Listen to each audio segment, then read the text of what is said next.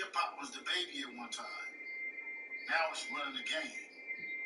Hip hop has now become the dominant music across the planet. It influences every walk of life, not just music. We talk about films, TV, commercials, like products. And it's turned into, like a multi-billion-dollar business. But eventually, everybody gets off the streets. And the streets, just like anything else, it has an expiration stamp on it. If you stay in the streets too long, the streets always win. Like, I know they're trying to gentrify it and do these things to hip-hop and make it where it's for everybody. But there's no hip-hop without the streets. Hip-hop's going through another phase. As it's going into this new phase, it's going to have to make some choices. If this music is about to evolve into something else, to straight up pop music, they're going to have to put down the guns for sure. You can't be out there gunning it out. You can't be moving hella dope. It doesn't work. You're trying to live in two different worlds. They got to make a choice.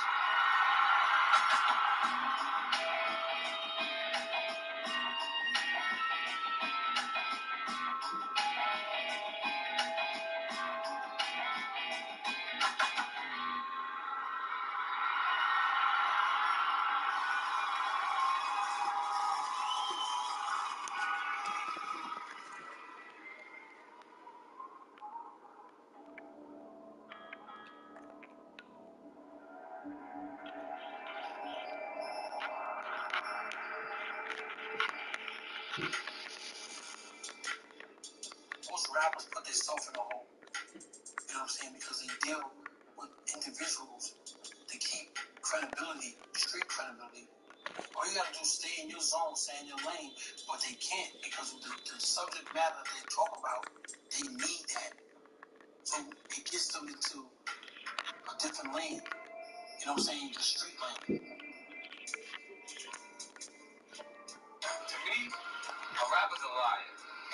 Like, 80% of the niggas, 99, 98, and the high 90s, consider those niggas are liars. I'm finna put them niggas out of business. They don't start putting out some real music, them niggas is gonna go out of business. Because the shit is changing. All that fucking bubblegum shit them niggas is singing on every record, that shit is not gonna be effective much longer. 50 Cent is the definition of fucking street hip-hop. If you're talking about hip-hop and street, you should have fucking 50's picture on that shit. What up, blood? What up, blood? What up, blood? What up, gangsta?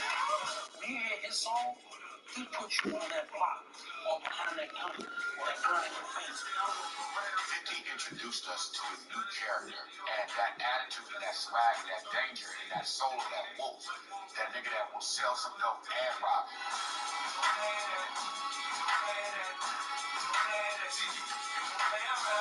50 mentality came from Supreme Team. It was about us because he's been around us. So when people see how he move militant, see how he move, how he talk, how he swag out, that's all of us. God bless my man Just. Just raised 50. And Just is my brother in the streets. The way 50 talk, his swag and everything else, that's Black Just. His culture was like going right at you. I'm in your family, brush with the world. I'm gonna shoot you, I'm gonna fuck you. You know all that. I'm gonna do all that to you. He put that on wax and made the world believe it. And everybody in the neighborhood believed it. Man, fucking old timers is looking like, yo, man, you know what? He took a page out of my book. But they ain't making all that fucking money off it that I made off it. So what that make me? I make me a better version of them niggas. I do what the fuck I wanted to. You understand what I'm saying? Like, the young niggas love me. They love me. Oh, they love me. One of his first records was called How to Rob, where he basically robbed everybody in the industry. He didn't rob me, you know what I'm saying? But he robbed everybody. I'm like, so he came in kicking the door. When 50 released the How to Rob record, he had already had a reputation that preceded him. Everybody knew him from the street. You know, there's real cats, there's fake cats. He was a real cat. Recognize, nigga, I'm straight from the street. These industry niggas is starting to look like something. He started to say things like, I'm gonna rob this one, I'm gonna rob that one. they took that shit serious. And then you fast forward, 50 released the Ghetto Quran record. He had all sides in a frenzy. Some heads were offended because he was naming names, and if you're off the street and your whole entry point is I'm the real deal, this is where I'm from, and so you say something on the record on wax, well then shit, you must mean that shit. He steps into hip hop like I ain't scared of none of y'all. I'll diss anybody and come see me. And people fucked with him. I was there at his factory when he got stabbed. Me and Corey was downstairs working, 50 was upstairs working, and Ja Rule pulls up. Ja was more prominent than 50 at the time. He was gaining traction, but he wasn't really like a street dude that was out in the streets really moving the crowd. Ja Rule is connected to the cats that supposedly tried to hit 50. So this is real shit. This is real street shit that's going on with the music. The little rivalry got heated. Ja Rule talking about we're gonna do the 50, we see him, and this, that, and third, everybody going back and forth. Then Praz from the Fugees said, yo, he upstairs right now. They couldn't do nothing but react because you put him on the spot. You had to react. You told what you were gonna do, but this nigga Praz said he's upstairs. That's what nigga went upstairs. They busted in the studio, flipped the lights off, and they had got knives out of the kitchen drawers from the studio. Like, so they came in there swinging knives, and 50 got a cut right here. They trying to stab him, but he kind of pushed it away. 50 come upstairs, he has a jacket like this, I'll never forget it. I'm like, yo, what's up, you alright? Yeah, I'm alright. And he walked out. 50, I didn't like to see him get hurt. You know what I'm saying? It was like a smear on all of us. Of course, that situation led to other bad blood. And before you know it, the shooting incident happened.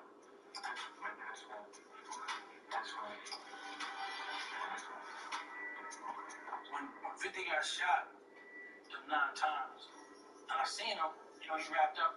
I said, dog, work on your music, man. Fuck them niggas, work on your music.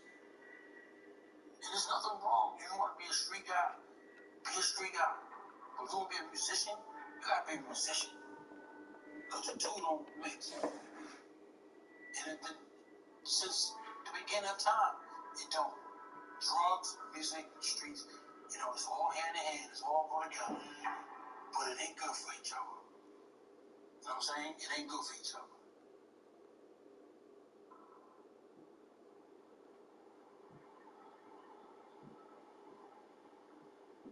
The street side of me, that personality there, I really wish that I could just bury it. But it's like the hardest thing to do. It seems like as soon as you're ready to shut things down, there's always somebody there that's going to try you and won't allow her to just rest.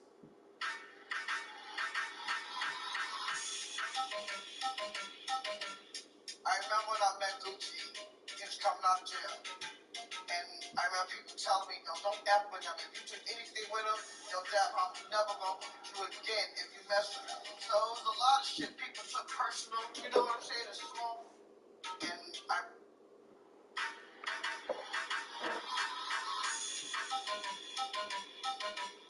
I remember when I met Gucci, he was coming out of jail. And I remember people telling me, yo, don't ever with him. If you do anything with him, yo, Dad, I'm never going to do it again if you mess with him. So it was a lot of shit people took personal, you know what I'm saying? It's small, and it was beefs and slick shit that was said. It was just so much damn stuff. It ain't too many places we went to that it wasn't guns drawn on.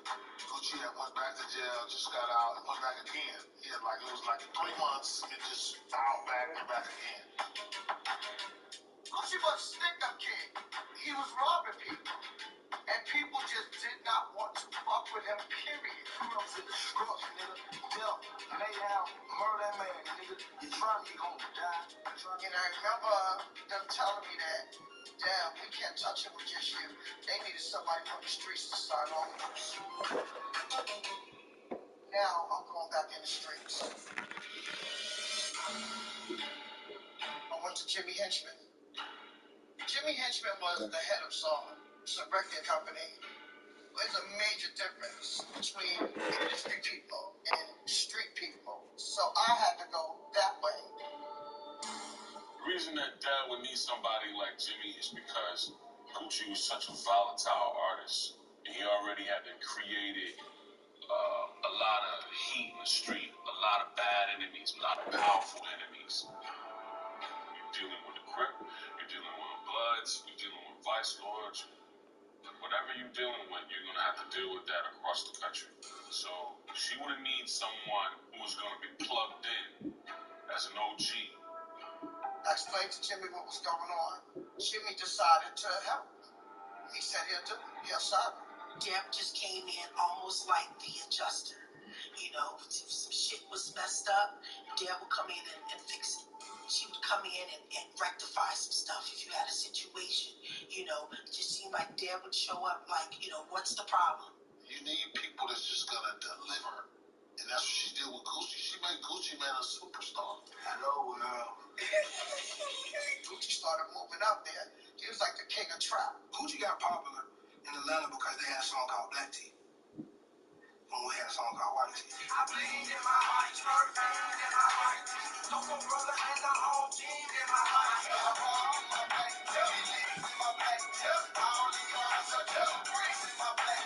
She just took it. It's like she had a roadmap to what she was doing. She just is using the streets and music. You go to Houston, she know this guy. You go to LA, she know that guy. You got Detroit, she know them people. This is how I start knowing how powerful it was. I'm like, how the fuck do you know? What? My mom just knew like gangsters. The streets was always safer for me because I knew it so well. I was in it since 9 years old. I was safe with the laws of the street. I understood. The music industry is another safe. Powerful. I'm like, you go to Houston, she know this guy. You go to LA, she know that guy. You got Detroit, she know them people. This is how I start knowing how powerful it was. I'm like, how the fuck do you know? What? My mom just knew like gangsters. The streets was always safer for me because I knew it so well. I was in it since 9 years old. I was safe with the laws of the street. I understood. The music industry is another hustle. There is no difference. It's the art of war all the way through.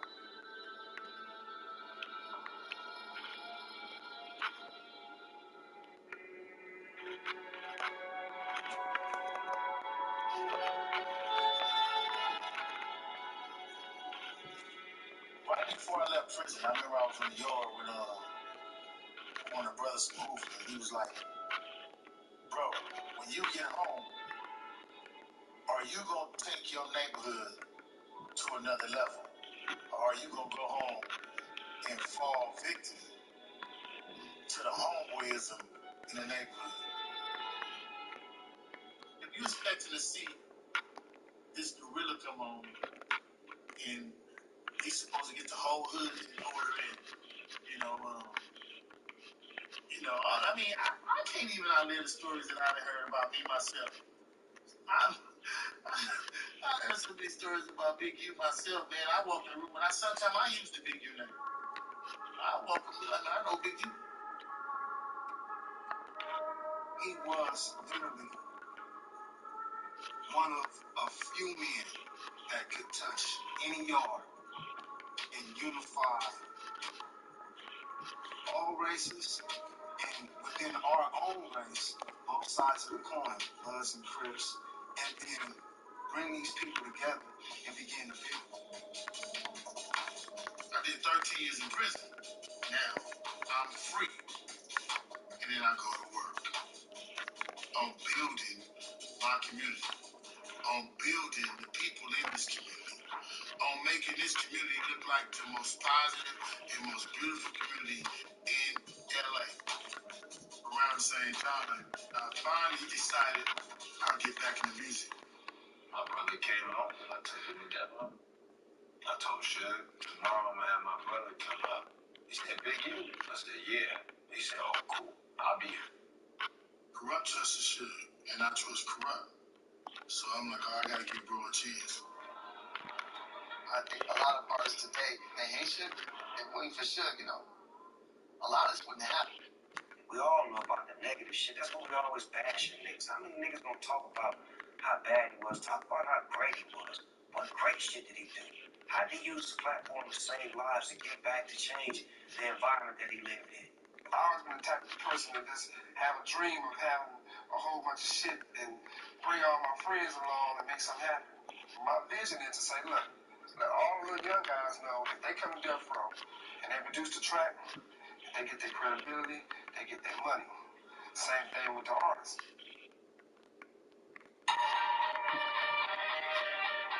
We met and we formed a bond that can never be broken. Shit, you see the way they acted together. It seemed like they knew each other for a lifetime.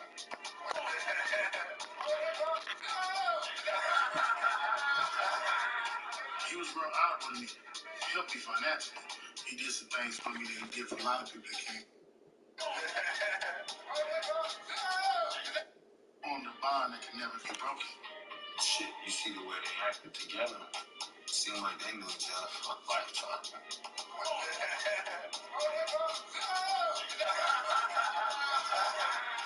He was real honorable to me. He helped me financially. He did some things for me that he did for a lot of people that came home from prison that I still get to do to this day. And really kind of put me in a position to win. Took me to almost every meeting. He showed me contracts. We would sit in his office and talk about all the record deals, what you need to do. So I really learned a lot from Suge. Suge recognized what Big U meant. Like, this nigga move mountains. He's intelligent.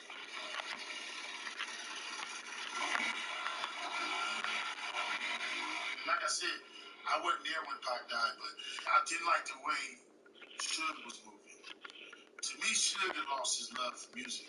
He didn't have a successful company in his mind no more. And so I'm watching somebody who I've come to love lose it all. And it was like I tried to reach him, but bro just was like he was just on a mission to self-destruction. I had no place in that. So I'm like, let me go do my own thing. In a while, Big U was finishing what he started before he went to jail. So what we see right now is a fruition of that. His planning. I'm tired of going through the door and Big U get to the door before I get there. We talked about this. I said, I'm going to find me some artists. We ain't got to carry no gun. We ain't got to do nothing. I'm going to find some artists, talk about whatever. I'm going to go get me something like that. That I can put my money and time and energy in. A lot of people who went away for 10 years and came back home, some of those guys didn't really have much to come home to, but their legacy. And luckily for them, their legacy stood strong enough where some of the young guys that were coming up really kind of cling to these guys. So it created a home for them. So they basically came home, locked in with one of the rappers that were coming up right then and there, and they continued to build between their legacy and everything that that rapper had going on at that time.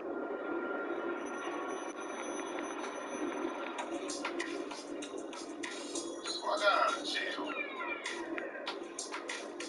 Shit. Big Foxy, Skeezy, Berserk came to pick me up from jail. I was like, get the fuck out of here. These motherfuckers, it was cold as hell outside. All I had was some shell-toe Adidas I had on my feet. The pants I got locked up in. The t-shirt I got locked up in. Cargo, somebody had